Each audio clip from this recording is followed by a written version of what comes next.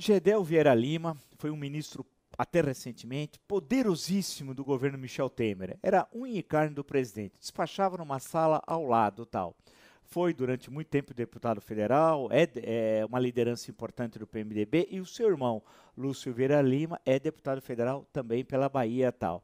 E na Bahia tem os seus interesses e participa da vida política baiana desde o início da década de 80, e desde aquela época já tem denúncias gravíssimas que pesam sobre o Gedel Vieira Lima. Mas o tempo passa e no Brasil quem tem poder, quem tem dinheiro, dificilmente é atingido pela justiça, e nós sabemos a razão, e tantas vezes eu tratei desse assunto aqui nesse mesmo espaço. Agora, com 51 milhões de reais distribuídos entre malas e caixas, né, dentro de uma sala de um apartamento em Salvador, é um negócio assim inacreditável, porque o tempo vai passando, aquilo que deveria ser constante num assunto de todos nós vai cair num relativo esquecimento. Porém, tudo indica que as investigações estão sendo desenvolvidas, e agora, pelas últimas informações que nós recebemos, o Fachin, né, o ministro Edson Fachin do Supremo Tribunal Federal, Luiz Edson Fachin, nega a prisão domiciliar para a mãe de Gedel, né, e que é uma senhora, a senhora Marluce, tal, que parece uma chefe da quadrilha, mas o mais importante, que envolve a família com GLIA, né, como se fosse uma família mafiosa, é que os assessores, foram descobertos 3 assessores que recebem pela Câmara Federal o seu salário, e salários, olha, vale destacar, um deles é de 14.334, outro de 13.200 e um outro de 2.000. É inacreditável, quer dizer, salários fabulosos, tal, desses assessores que trabalhavam como empregados domésticos da senhora Marluce, pagos com o meu, com o seu, com o nosso dinheiro.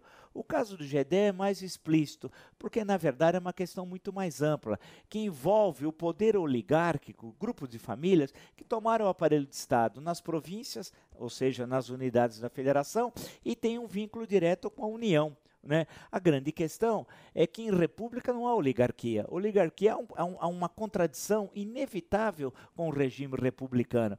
E essa questão, eu insisto, tocar no ponto histórico dela, é muito antigo. A república, quando foi proclamada em 1889, não tinha republicanos. Ela só se consolida no decreto número 1 do governo provisório, que é aquele que cria os Estados Unidos do Brasil e cria a federação. A denominação Estados Unidos do Brasil vigorou até 1967 e tal, e transferiu a autoridade do governo central para os governos estaduais. As províncias passaram a se chamar estados. E a partir de então, o que as oligarquias queriam era ter poder político, daí e econômico, daí ter apoiado a República, não pelo sentimento republicano, que a maior parte, inclusive, desconhecia também. E tinha resistência em relação ao governo monárquico por causa do centralismo. E aí apoiaram a República. A partir de então, construíram impérios estaduais, provinciais, poderosíssimos. Tem famílias que têm poder político desde esse período, ou seja, do final do século XIX até hoje e tal.